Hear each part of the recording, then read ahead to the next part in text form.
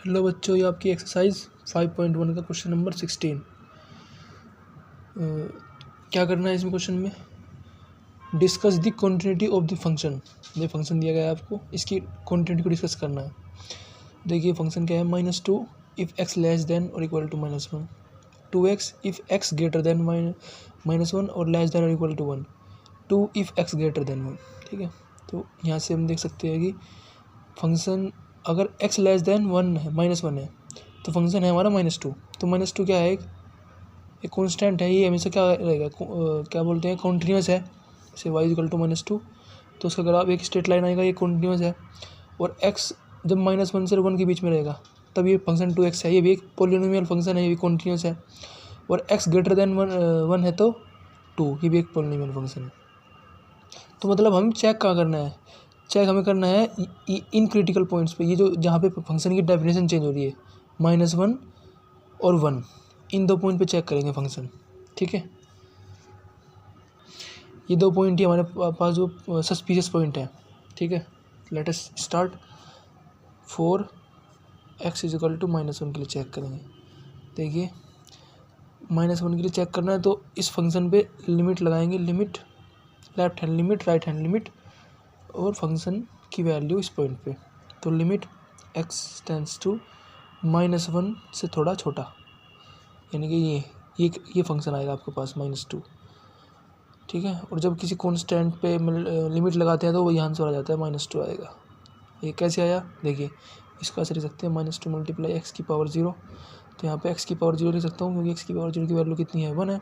तो जब आप यहाँ पे -1 पुट करोगे इसकी जगह पे, x की जगह पे, -1 की पावर 0 कुछ भी करते हो 1 आ जाएगा। तो ये एज इट इज आएगा -2, इस तरह से आया। ठीक है, नाउ लिमिट निकालते हैं, राइट हैंड लिमिट 1 प्लस, तो इसके लिए जो हमारा ये आएगा फंक्शन, ये आएगा 2x। 1 प्लस का मतलब -1 प्लस का मतलब -1 से थोड़ा सा बड़ा, यानी कि इस कैटेगरी में ये फंक्शन आएगा। अब यहाँ पे पुट कर देते हैं इसकी वैल्यू, तो ये आ जाएगा आपके पास -2, इस लिमिट की वैल्यू -2 आ जाएगी। अब निकालते हैं f ऑफ -1। f ऑफ -1 में कौन सा लाई करेगा, ये, क्योंकि यहाँ पे इक्वलिटी का साइन लगा है, तो ये आएगा -2। तो देखिए आपकी लेफ्ट हैंड लिमिट ये, राइट हैंड लिमिट ये, और ये वैल्यू f ऑफ -1।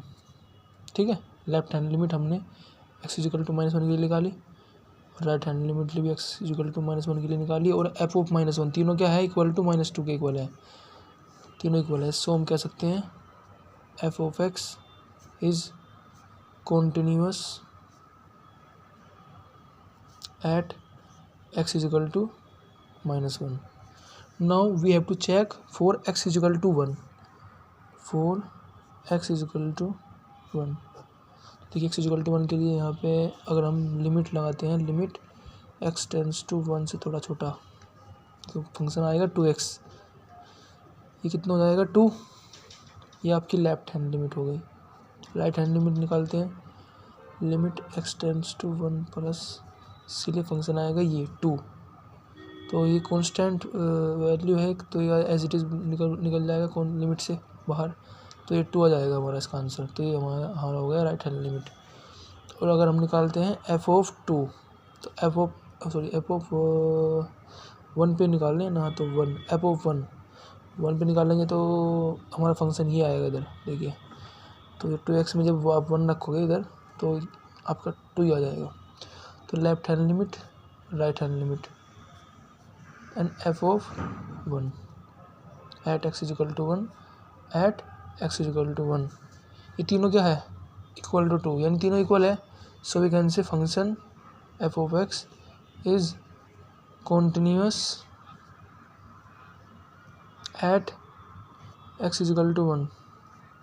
ठीक है, तो अगर हम ओवरऑल बात करें, function f of x is always continuous for all values of x lying in its domain। ठीक है, हो गया। Now come to the question number 17 of your exercise 5.1. This is very important question and good question. Find relationship between a and b so that the function defined by f of x ax plus 1 if x less than or equal to 3, bx plus 3 if x greater than 3 is continuous at x is equal to 3. तो आपको क्या करना है, ये function आपको दिया गया है और ये फंक्शन कॉन्टिन्यूस है at x is equal to 3, ये भी आपको दिया गया है. आपको क्या करना है, ये ए और बी के बीच में रिलेशन निकालना है. तो देखिए हम अपना यूज़ करते हैं कॉन्टिन्यूटी का कंसेप्ट. जब फंक्शन किसी पॉइंट पे कॉन्टिन्यूस होता है तो उस पॉइंट पे उसकी left hand limit, right hand limit और the value of the function at this point वो इक्वल होती है, तीनों चीज़ें. तो हम निकालते हैं limit x tends to 3 minus, यानी 3 से थोड़ी छोटी वैल्यू के लिए फंक्शन ये आएगा हमारे पास ए एक्स प्लस 1. तो यहाँ पर पुट कर देते हैं ए एक्स प्लस 1, ये हमारा एफ ऑफ एक्स हो गया. तो जब इसमें 3 वैल्यू 3 रखेंगे तो कितना जाएगा, 3a प्लस 1 आ गया. ये आपकी हो गई लेफ्ट हैंड लिमिट. अब निकालते हैं right hand limit. Limit x tends to 3 plus, इसके लिए आपका फंक्शन ही आएगा B x plus 3, B x plus 3 put करने के बाद आपके पास बचेगा 3b प्लस 3. ये आपकी होगी राइट हैंड लिमिट. और अब निकालते हैं इसी पॉइंट पे फंक्शन की वैल्यू क्या होगी, एफ ऑफ 3 निकालते हैं. तो ये आपका क्या आ जाएगा, देखिए यहाँ पे इक्वलिटी साइन लगा है तो इक्वल टू में फंक्शन आएगा ए एक्स प्लस 1. तो 3 यहाँ पे पुट करेंगे तो ये जाएगा 3a प्लस 1. ये आपकी होगी वैल्यू फंक्शन की, वैल्यू ऑफ फंक्शन.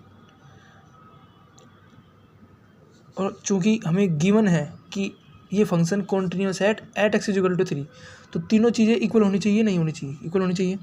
तो हम क्या करते हैं, इन तीनों को इक्वल रख देंगे.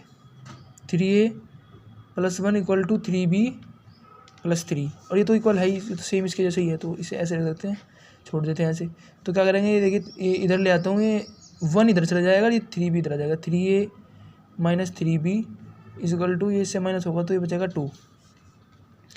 तो a माइनस b जो आपका आएगा वो आएगा 2/3. This is your answer. ठीक है. Now come to the question number 18 of your NCERT exercise 5.1. तो देखिए इसका कैसे करना है. ये कह रहा है क्वेश्चन में, for what value of lambda is the function defined by. ये फंक्शन आपको दिया गया है lambda into x square minus 2x if x less than equal to 0 and 4x plus 1 if x greater than 0. और एक और चीज़ दी गई है आपको, ये कॉन्टिन्यूस है at x is equal to 0 पे. तो एट एक्स इक्वल टू 0 पे कॉन्टिन्यूस है, तो हम क्या लगाएंगे, कंडीशन लगाएंगे इक्वल इसकी कंटिन्यूटी की, और उसके बाद यहाँ से लैम्डा की वैल्यू निकाल लेंगे. ठीक है, ये तो निकालना है. और फर्दर हमें क्या कैलकुलेट करना है, what about continuity at x is equal to 1, और एक्स इज इक्वल टू 1 के बारे में बताना है कि फंक्शन कॉन्टिन्यूस है या नहीं. तो देखिए सबसे पहले निकालते हैं लैम्डा की वैल्यू. लैम्डा की वैल्यू के लिए हम निकालेंगे limit x tends to 0 minus left hand limit. तो ये आ जाएगा lambda function x square minus 2x, क्योंकि एक्स लेस देन 0 के लिए यही है ना. तो यहाँ पे लैम्डा की 0 से थोड़ी छोटी वैल्यू जब हम पुट करेंगे एक्स की जगह पे, तो ये पूरा क्या आ जाएगा आपका 0 आंसर आ जाएगा इसका आंसर. ठीक है, क्या आ जाएगा 0. अब निकालते हैं राइट हैंड लिमिट. जब राइट हैंड लिमिट निकालेंगे, अब तो हम राइट हैंड लिमिट निकालेंगे, limit x tends to 0 positive हो गया. तो यहाँ पे जो राइट हैंड लिमिट के लिए जो फंक्शन होगा ये आएगा 4x प्लस 1. इसका आंसर आएगा 1. जब आप 0 प्लस यहाँ पे रखेंगे तो ये 1 को टर्न करेगा, तो आंसर 1 आ गया. और एफ ऑफ 0 आपका आएगा, इक्वलिटी का साइन यहाँ पे लगा है तो फंक्शन ये, और जब आप इस पर 0 पुट करोगे एक्स की जगह पे तो आपका आंसर 0 आ जाएगा.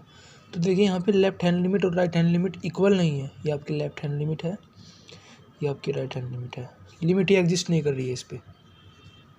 ठीक है, LHL is not equal to RHL, limit does not exist, so the function is not continuous at x equal to 0. तो इसने पूछा था लैम्डा की कौन सी वैल्यू के लिए ये फंक्शन कॉन्टिन्यूस होगा एट एक्स इक्वल टू 0. हम लिख सकते हैं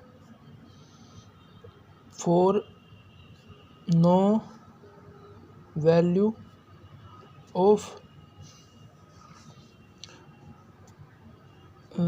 लैम्डा इज पॉसिबल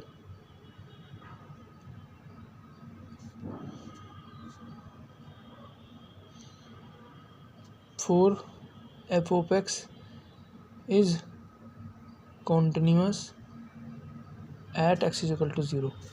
तो function at x is equal to zero पे कॉन्टिन्यूस हो उसके लिए लैम्डा की कोई भी वैल्यू एग्जिस्ट नहीं करती। No value of lambda exist for the function is continuous at x is equal to zero.